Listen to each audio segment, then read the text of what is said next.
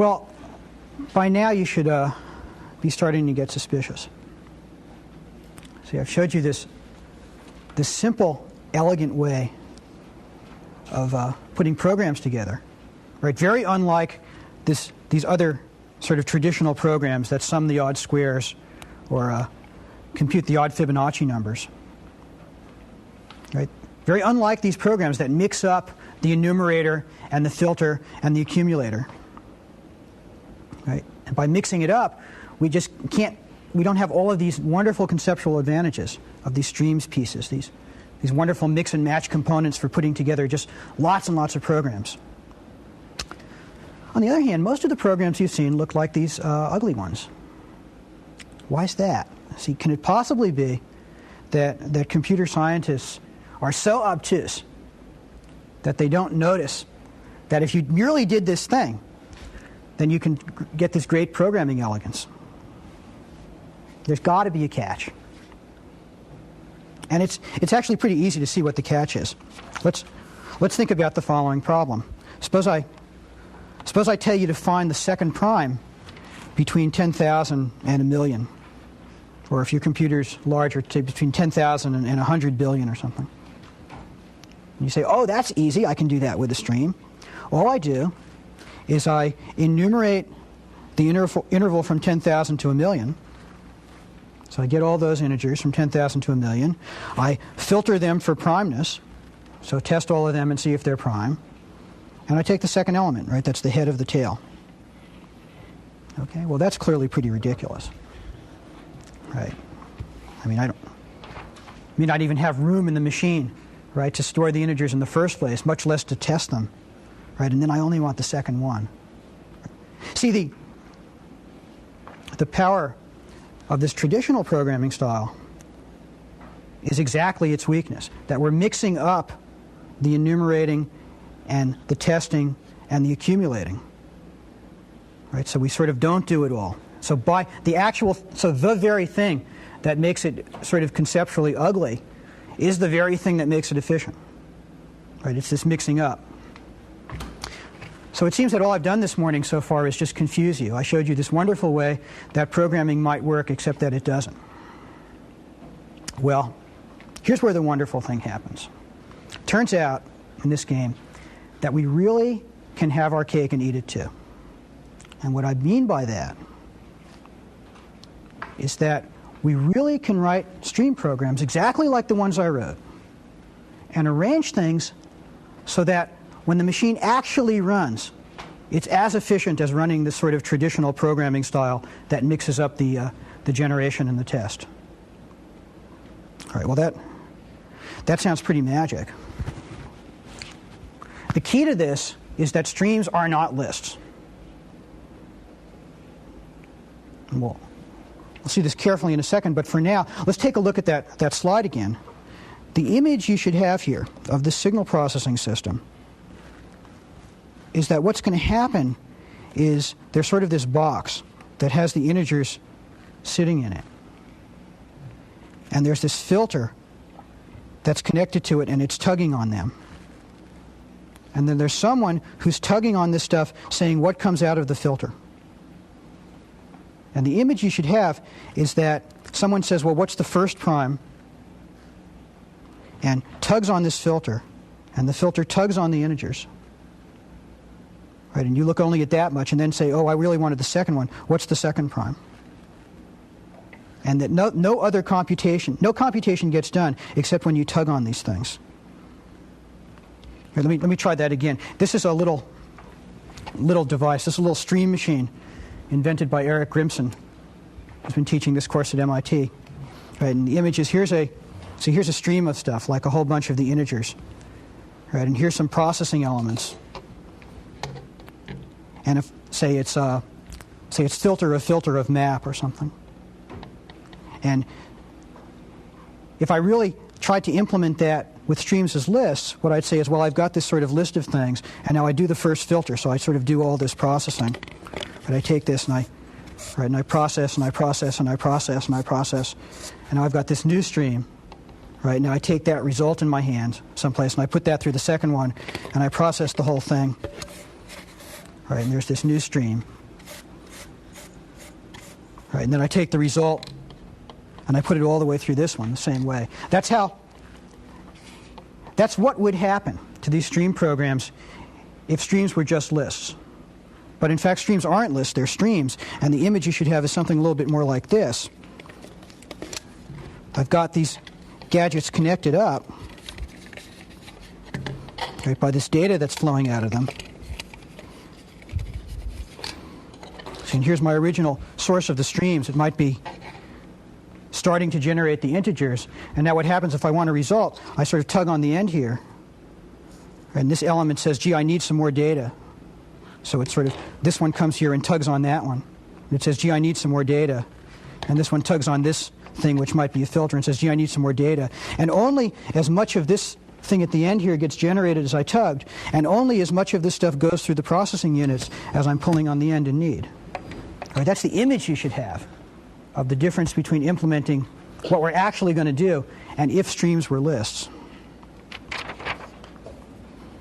Well, how do we make this thing? I hope you have the image. The trick is how to make it. We want to arrange for a stream to be a data structure that sort of computes itself incrementally. It's sort of an on-demand data structure. Right? And the basic idea is, again, one of the very basic ideas that we're seeing throughout the whole course, and that is that there's not a firm distinction between programs and data. So what a stream is going to be is simultaneously this data structure that you think of, like the stream of the leaves of this tree, but at the same time it's going to be a very clever procedure that has the method of computing in it. Well, let me try this. It's going to turn out that we don't need any more mechanism. We already have everything we need simply from the fact that we know how to handle procedures as first-class objects. Well, let's go back to the key. The key is, remember, we had these operations, const stream and head and tail. When I started, I said, you can think about this as const and think about this as car and think about that as coulter, but it's not. Now let's look at what they really are. Well, const stream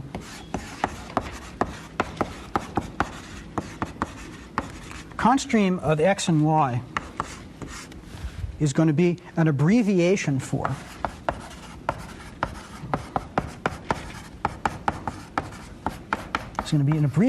the following thing.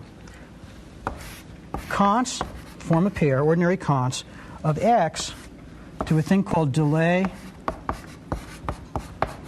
of y. And before I explain that, let me go and write the rest. The head of a stream is going to be just the car, and the tail of a stream is going to be a thing called force, the coulter of the stream. Now let me explain this. Delay is going to be a special magic thing. What delay does is take an expression and produce a promise to compute that expression when you ask for it. It doesn't do any computation here. It just sort of gives you a rain check. Right? It produces a promise. And const stream says, I'm going to put together in a pair x and a promise to compute y. Now if I want the head, that's just the car that I put in the pair. And the key is that the tail is going to be force calls in that promise. Tail says, well, take that promise and now call in that promise, namely compute that thing. That's how this is going to work. That's what const stream, head, and tail really are. Now let's see how this works. We go through this fairly carefully. We're going to see how this works in this example of computing the second prime, right, between 10,000 and a million. Okay, so we sort of start off, and we have this expression, the head, right, the second prime, the head of the tail of the result of filtering for primality the integers between 10,000 and a million. Now, what is that? that interval between 10,000 and a million, well, if you trace through a numerate interval, there builds a const stream. And that const stream is the const of 10,000 to a promise to compute the integers between 10,000 and 1 and a million.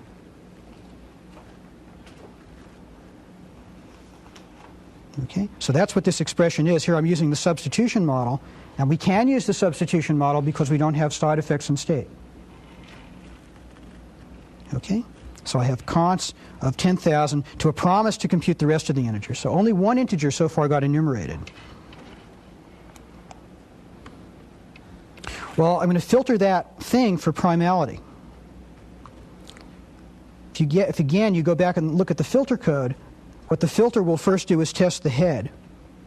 So in this case, the filter will test 10,000 and say, oh, 10,000 is not prime. Therefore, what I have to do recursively is filter the tail. And what's the tail of it? Well, that's the tail of this pair with a promise in it. Tail now comes in and says, oh, I'm going to force that. I'm going to force that promise, which means now I'm going to compute the integers between 10,000 and 1 and a million. Okay, so this filter now is looking at that. That enumerate itself, well, now we're back in the original enumerate situation. The enumerate is the const of the first thing, 10,001, onto a promise to compute the rest. So now the primality filter is going to go look at 10,001. It's going to decide if it likes that or not. It turns out 10,001 isn't prime, so it'll force it again and again and again. And finally, I think the first prime it hits is 10,009. And at that point, it'll stop. And that'll be the first prime, and then eventually it'll need the second prime. Right, so at that point, it'll go again. So you see what happens is that no more gets generated than you actually need. Right, that enumerate is not going to generate any more integers than the filter asks it for as it's pulling in things to check for primality. Right, and the filter is not going to generate any more stuff than you ask it for, which is the head of the tail. You see what's happened is we've put that mixing of generation and test into what actually happens in the computer, even though that's not apparently what's happening from looking at our programs. Okay, well, that seemed easy. All of this mechanism got put into this magic delay. So you're saying, gee, that must be where the magic is. But see, there's no magic there either. You know what delay is. Delay of some expression is just an abbreviation for, well, what's a promise to compute an expression? Lambda of nil, right? Procedure of no arguments, which is that expression. Right? That's what a procedure is. It says I'm going to compute an expression. What's force? Right? How do I take up a promise? Well, force of some procedure or promise is just run it. Done. Right? So there's no magic there at all. Well, what have we done? We said the old style, traditional style of programming is more efficient, and the stream thing is more perspicuous. And we managed to make the stream procedures run like the other procedures by using delay. And the thing that delay did for us was to decouple the apparent order of events in our programs from the actual order of events that happen in the machine. That's really what delay is doing. And that's exactly the whole point. We've given up, right? We're giving up the idea that our procedures as they run, or as we look at them, mirror some clear notion of time. And by giving that up, we give delay the freedom to arrange the order of events in the computation the way it likes. Right? That's the whole idea. We decouple the apparent order of events in our programs from the actual order of events in the computer. Okay, well, there's one more detail. It's just a technical detail, but it's actually an important one. As you run through these recursive programs unwinding, you'll see a lot of things that look like tail of the tail of the tail. All right, that's the kind of thing that would happen as I go constantly down a stream all the way. And if each time I'm doing that, see, if each time to compute a tail, I evaluate a procedure which then has to go recompute its tail and recompute its tail and recompute its tail each time, you can see that's very inefficient compared to, just having a list where the elements are all there and I don't have to recompute each tail every time I get the next tail.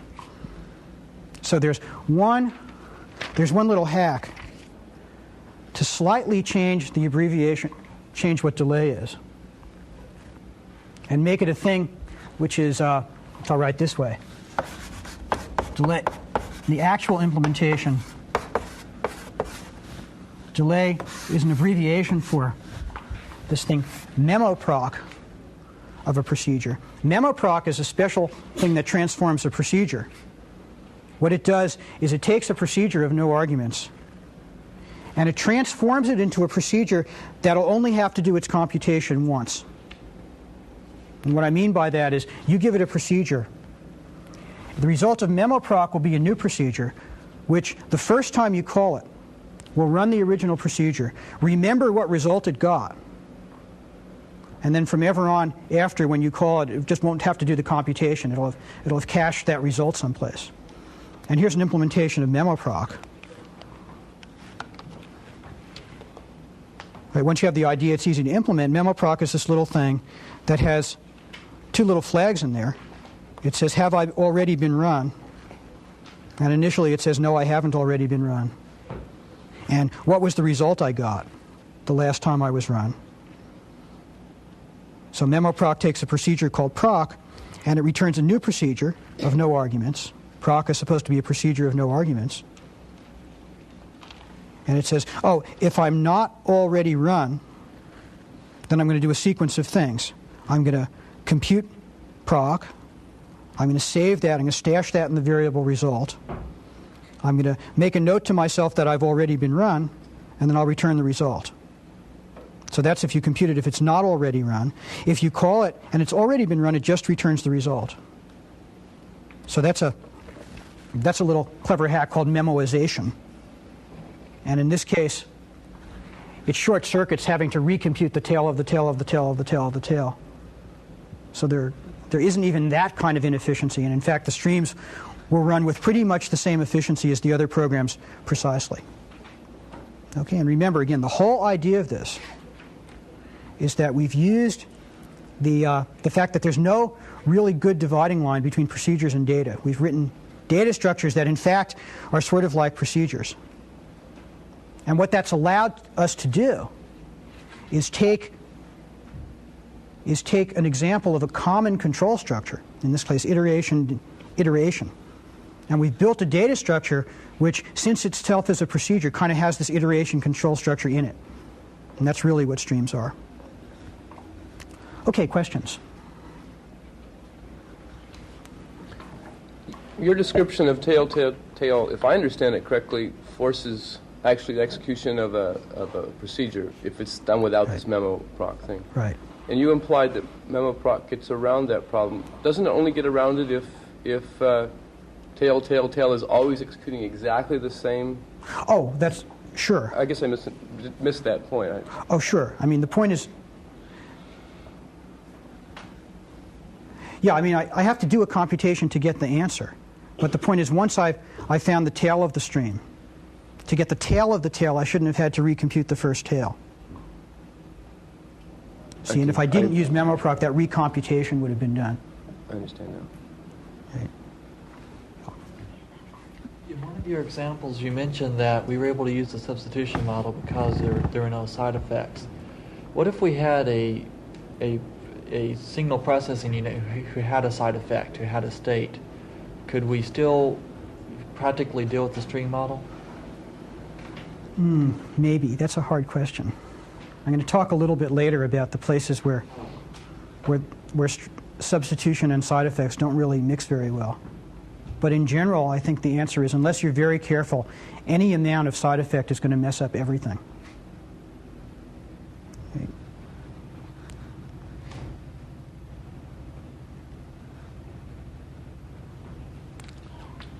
Sorry, I didn't quite understand the memoproc operation. When do you execute the lambda? In other words, when memoproc is executed, just this lambda expression is being generated, but it's not clear to me when it's executed. Right. What memoproc does, remember, the thing that's going into memoproc, the thing proc, is a procedure of no arguments, and someday you're going to call it. Memoproc translates that procedure into another procedure of no arguments, which someday you're going to call. That's that lambda. So here, where I initially built as my tail of the stream, say, this procedure of no arguments, which someday I'll call. Instead, I'm going to have the tail of the stream be memoproc of it, which someday I'll call.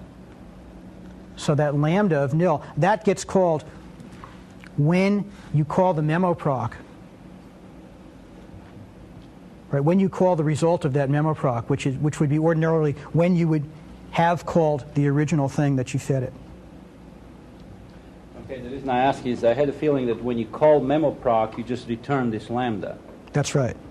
When you call memoproc, you return the lambda. You never evaluate the expression at all until the first time that you would have evaluated